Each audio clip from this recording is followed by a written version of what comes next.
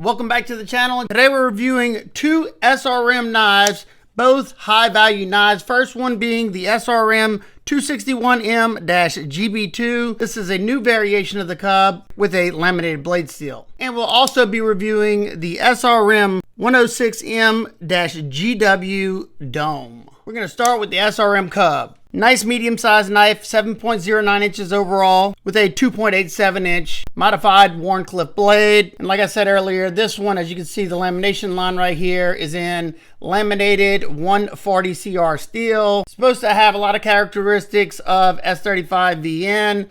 This is, I think, the third knife now that I've tested with the steel, so I'm starting to get a good grasp on it. The laminated ones have this black coating on it. I don't think you can get the laminated version non-coated. I'm not 100% on that. There are other variations of the Cub that don't have a coated blade. I think those are in 154 cm. But if you're interested in either knife that you see in this video, they will both be linked down below in the description. They will be affiliate links, so if you want to help support this channel, that helps me pay for my testing materials. I can't thank you enough. It's not no sweat at all. Just keep coming back. The 140 CR is hardened from 61 to 63 HRC. That's one stat that I absolutely love. So nice and hard steel here. And I'm not going to go over what laminated steel is. I'm just going to do a quick summary. Laminated steel is basically two softer stainless steels, usually sandwiched between a core steel that's in the middle, so it's a lot thinner piece. So that way they can give you a high performing steel core that's not super thick, so it's going to be cheaper to produce. This should be a fairly versatile blade shape. You got that low tip, you got a very slight bit of belly, so it's gonna be great at piercing, and it's really going to excel at doing those fine intricate detail cuts. You can get a lot of pressure down on that tip if you need to trace something out in a pinch grip like this. It's great. In hand cuts, you should have full power from heel to tip because it's close to a straight edge, and even slicing on a flat cutting surface, you should be able to get about 3/4 of that blade onto the surface before you contact the back of these scales. And of course, we will be testing that out in just a minute. This one has a small row of functional fine cut jimping. It grips the thumb nicely without being overly aggressive. You have a nice thin tip there, great for doing those detailed cuts. And you have almost like a 50-50 choil here where it goes into the blade and the scales. That way you can choke right up to that edge so you can control it a lot better. And in the hammer grip, you can usually get way more force into whatever you're cutting. When I'm choked up right here, I don't feel the pocket clip at all. Anytime I was cutting in hand, this is how I'll always use this one. It doesn't make a lot of sense for me to be cutting cardboard and stuff like that way back here. That just gives you way more room to get hung up in this area. That forward choil also doubles as an oversized sharpening choil, and that plunge grind comes down about right here. So you're going to have a lot of sharpening life before you'll ever run into that section, and it may never become a problem. Your blade stock thickness is coming in at 0.12 inches with a flat grind. That comes down to around 16 thousandths behind the edge. So as long as it came nice and sharp, it should be a great performer. Let's find out.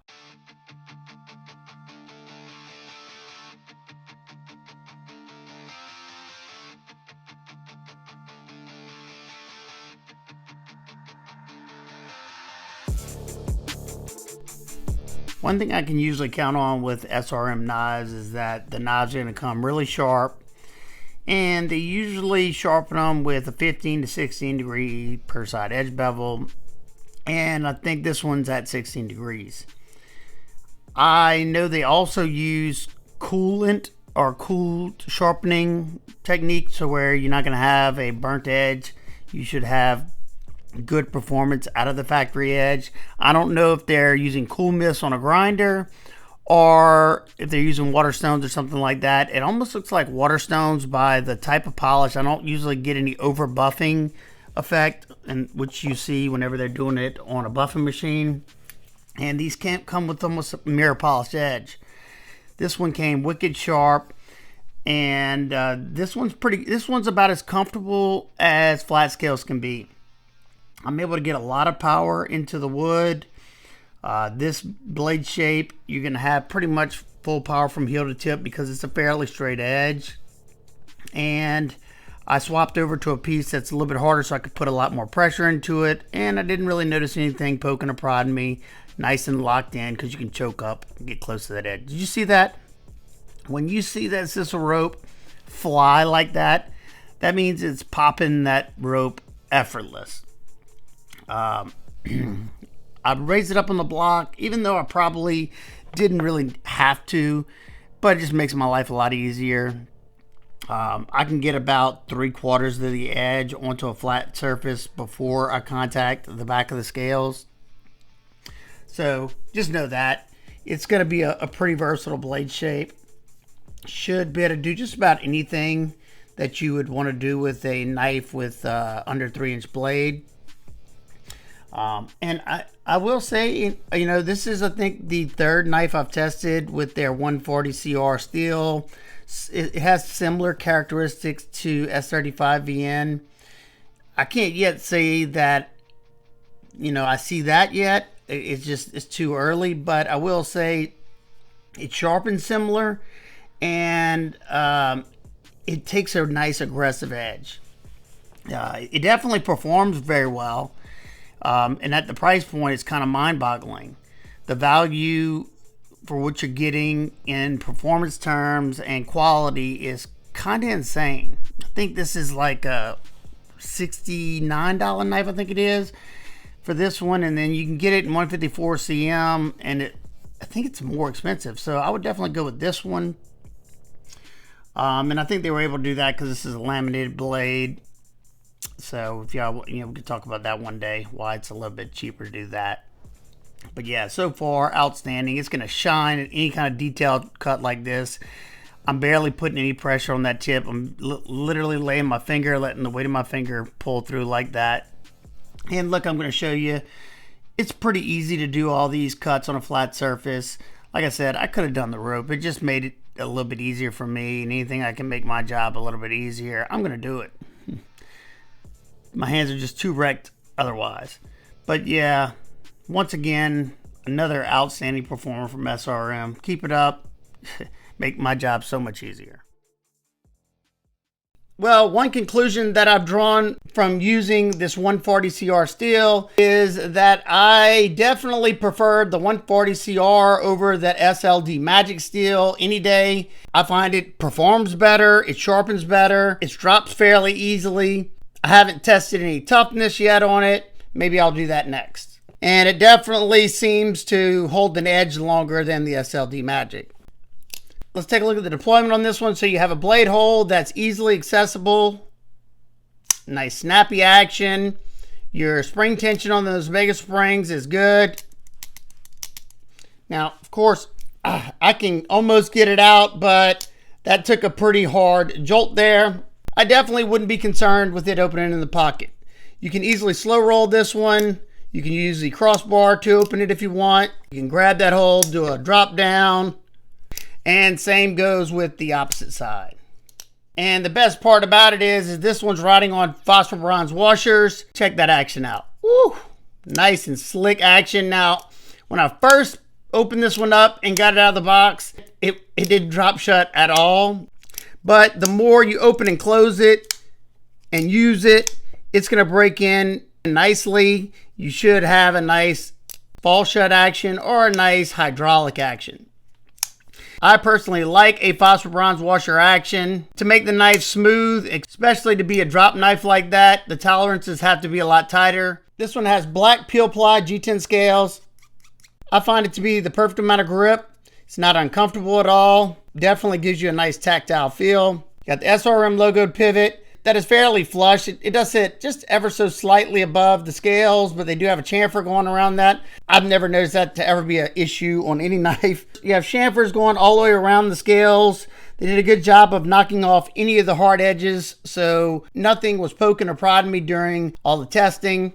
You have a black G10 backspacer with a little bit of jimping here, integrated lanyard loop in that backspacer. We have a tip-up deep carry pocket clip that is reversible. The clip is not inset into the G10. However, they did countersink that screw, and I have not had an issue with it yet. You have a good bit of spring tension there. It is sitting on top of this peel ply, so I'm sure over a long period of time, it could become a pocket shredder. And you have a T8 pivot, and one of my only real nitpicks, a very minor gripe on this one, is the T6 body screws and clip screws. I would have much preferred all T8. That way I don't have to swap drivers, and they're a lot less likely to strip out on you than T6 are. That said, I've never had any issues with stripping out screws on any of my SRM knives. Your lockup on this one, rock solid, no movement up or down, left or right, exactly what I want to see. And now for some quick size comparisons. It's a good bit smaller than the SRM 258L-MN2, and it's very similar in length to the QSP paint one. And it's a good bit smaller than the Ontario Rat 1, and it's just a hair longer than the Rat 2. And it's pretty much identical in length to the Civivi X-Hone and the Kaiser Drop Bear. And lastly, it's pretty much identical in length to the O-Knife Roboto 2, and it's just a hair longer than the Civivi Elementum 2 button lock. Since no knife's perfect, one of my nitpicks complaints, I wish we would have seen T8 body screws throughout, and just a nitpick, they could have inset that clip into the G10. Other than that, this one comes in at $69. This one is a no-brainer. I can easily recommend this one. Good performer, comfortable, nice and lightweight at 2.64 ounces because it has partial skeletonized stainless steel liners, smooth phosphor bronze washer action, something I enjoy, and it's a completely ambidextrous knife. And make sure if you're interested in picking one of these up, make sure I don't have a coupon code. I'm pretty sure I do, but I'm not 100%. Next, we have the SRM 106M-GW Dome.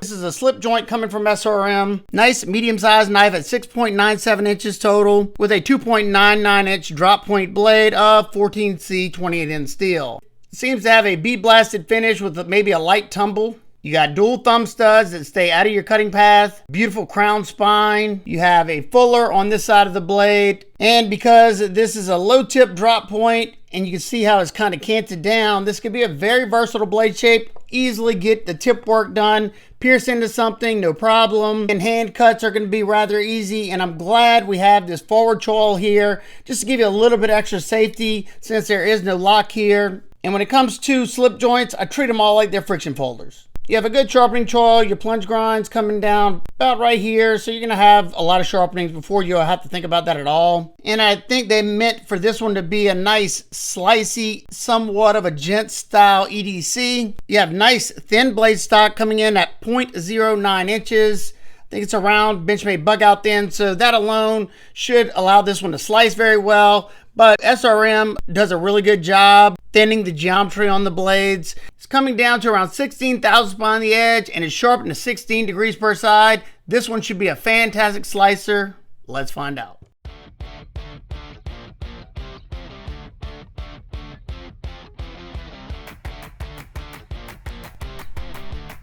Of the 4 SRM knives that I received, this was hands down the sharpest one.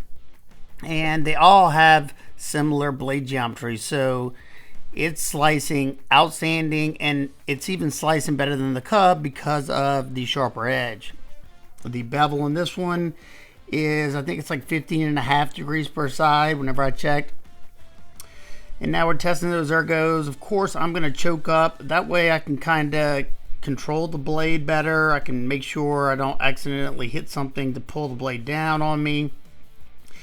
And it was comfortable. Now this is a thinner handle, so it's gonna fatigue your wrists and forearms a lot quicker, and it'll start to get uncomfortable after a while because you're squeezing it so hard. It's the stuff that you probably wouldn't normally feel on an average folder with, you know, thicker scales. But for a slip joint, I think it was great. But look at that. Yeah, and I'm able to use the pointer finger grip even with the slip joint because I'm not having to exert that much force into this 1/2 inch thistle rope.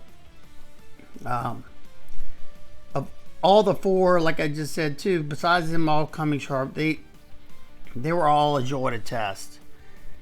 The value that SRM, you know, SRM knives is just unbelievably good. Now some of them definitely can use a little bit of work here and there. But as far as the Cub that I tested the other day and this one, they're both pretty top tier budget knives. Good stainlesses. This one's in 14C. I love 14C. It takes a screaming sharp edge. Gets super toothy. Holds it for a reasonable amount of time. It's super tough. It's very easy to sharpen and drop back. What's there not to love? You know, if you want to get better edge retention, you know, buy the Cub. That one's in that 140 CR. That one will last longer, and it's not that bad to sharpen either. But yeah, excellent job. the whole entire way. So the versatility on this one is fantastic. You can easily drag through materials with little to no effort.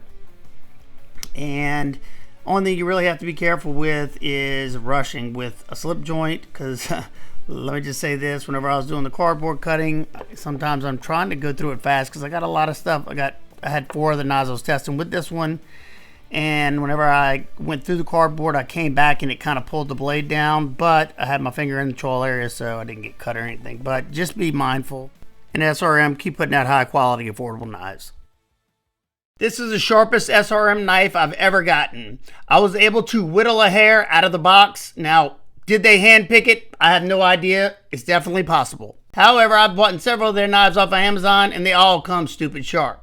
And for the most part, they all come ridiculously sharp. I've been getting into slip joints here lately, especially the ones that are great slicers. And this one is definitely more modern than traditional, because you have your thumb studs that you can use to open it one-handed, and the use of a pocket clip.